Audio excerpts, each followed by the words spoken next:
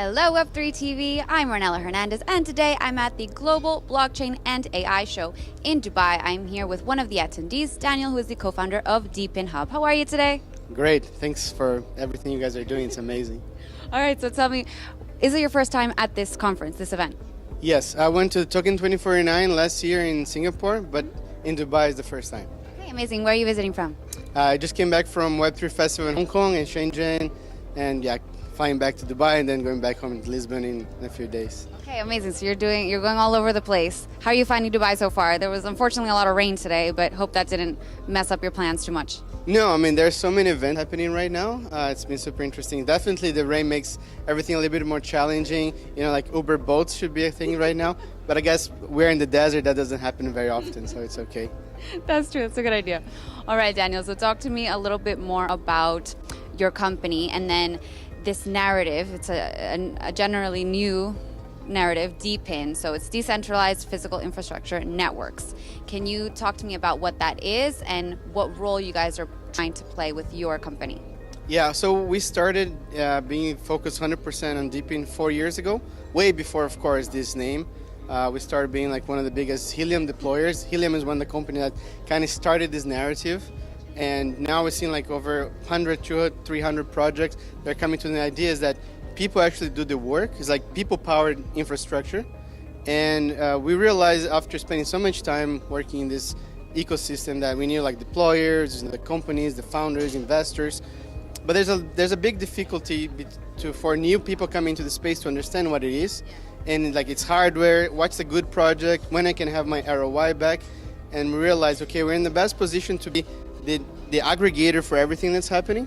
And with that, we're building like a launch pad, we have a news aggregator. And I'd like to tell everyone to come to depinhub.io, subscribe to the newsletter. We have like a fairly large newsletter that brings a lot of information, content, opportunities for investment, for education around DePin. We're trying to do everything that related to DePin. We're going to be the core of this whole ecosystem. Okay, so it's about bringing power back to the people in a sense. Can you give me some more like concrete examples so we can understand what type of things you guys are trying to work on? Yeah, I mean, I think for those who don't know Helium, for example, you buy these little antennas, like a wireless antenna that you put in your house, and you provide wireless coverage for your neighborhood.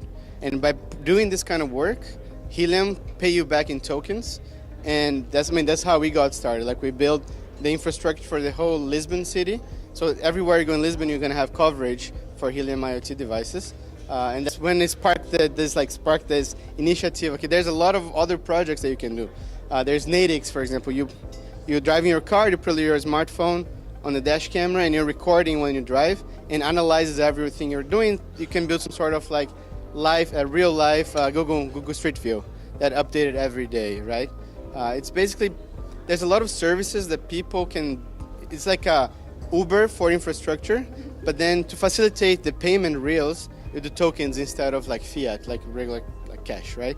And there's a lot of new companies coming with different ways, building some sort of infrastructure. I like to say Helium was the fastest rollout of any sort of infrastructure in history, where they deployed 1 million hotspots in like 2 to 3 years. But now there's like energy projects, you know, there's like some sort of like decentralized storage, decentralized GPU, which is a pretty big one. It's a big narrative that we've been following with the increase of AI. And there's it's really hard for companies to get access to graphic cards. So a lot of people who play games that have those graphic cards sitting in their computers, like when they're sleeping, when they're not using, why not just turn on those graphic cards into, you know, work that you can do when you're asleep? It's processing some stable diffusion images, LLM models, and those projects pay you for using your resource, right? So it's utilizing idle resources. So I think that's the idea, like physical infrastructure, like people utilizing those resources, yeah. Okay, I understand. So then talk to me more about DePin Hub and exactly what you guys are trying to do. I understand it's a bit of a database, right? You kind of compile the data out there so far? Yeah, exactly. I mean, we just released the deepinhub.io website. It's like MVP right now, which is a big index of different kinds of projects. I can look at it like, okay, I have a car. Give me all the projects that I can install in my car. Like Demo, there's HiveMapper, Natix, and many other ones.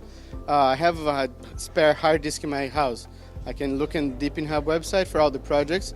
We also aggregate news in the whole ecosystem related to DePin. Like we, CoinDesk. I think we have like around 1,000 sources of news, and we process everything and we analyze everything that's related to DePin. We index and we show it on our website. We use like AI to do like summaries and stuff. Basically, everything that is related to DePin comes to us. We have a big newsletter, like I mentioned. Projects come to us to like sponsor, or every time they have like a TGE or are gonna start selling new hardware, we come to give our community the opportunity to be the first ones in purchasing those hardwares. Because usually when you are like an early adopter of any technology, if that technology plays out in the future, you can profit from it or have good reward, let's say.